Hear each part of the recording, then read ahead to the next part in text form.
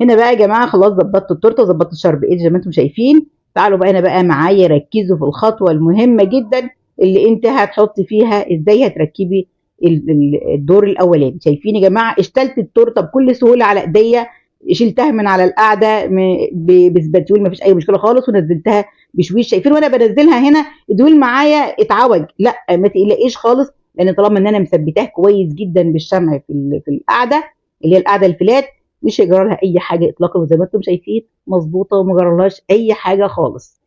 هنا بقى جبت الستيك اللي انا كنت عاملاه معاكم في الفيديو اللي فات، ومغلفاه بستريتش راب، واخدت مقاس الستيك، وبعد كده ان انا قصيته بالشكل ده علشان يبقى مقاس الدور الاولاني. هنا حطيت حوالي عن 5 عصيان اللي هي ستيك بتاعه الكيك بوبس. لازم تكون الستيك نازله عن الكريم شانتيه، يعني حوالي كده 2 مللي. ركزي معايا هنا بقى، شوفي انا هشيل التورته ازاي من على القاعده. شايفين هنا تحتها طبعا القاعده الصغيره اللي مقاس 16، رفعتها كده على طرف الاسباتيول، وجبت التورته الاولى واشتلتها كده بطرف الاسباتيول على ايديا، مفيش اي مشكله اطلاقا. عندي كده نقطتين لازم تاخدي بالك منهم، انا بايدي كده يعني حسست بطرف صوابعي على مكان الفتحه اللي انا عاملاها في البورد اللي هو تحت التورته اللي هي القاعده مقاس 16، عشان اظبطها مع الفتحه مع الدويل علشان تنزل، وسحبت ايديا بكل سهوله مفيش فيها اي مشكله خالص، ولا اشتلتها على الكلفر وتقع مني، ولا بسباتيول ولا اي حاجه. على ايديك يا جماعه، ايديك هي بتحسس،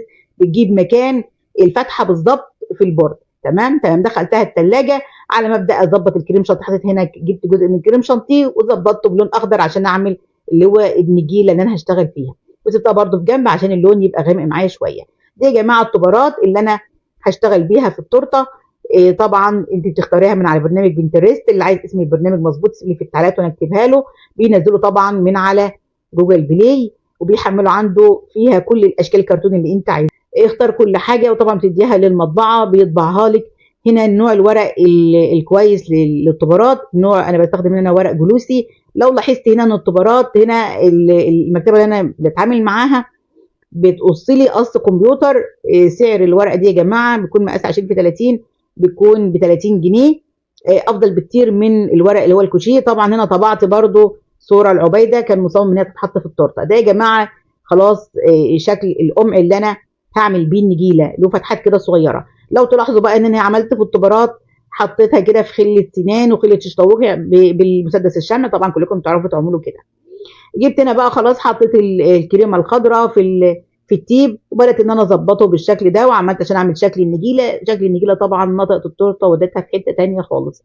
بدات اعمل هنا برضو بين الدورين. طبعا لما انا نزلت الدور اللي فوق على الدور التحتاني، والله العظيم ما فيش ولا حته كريمه يعني اتحركت من مكانها ولا اتخبشت عشان انا داريها ولا اي حاجه اطلاقا. واشتغلت زي ما انتم شايفين، يعني انا ما حذفتش اي حاجه خالص من الفيديو.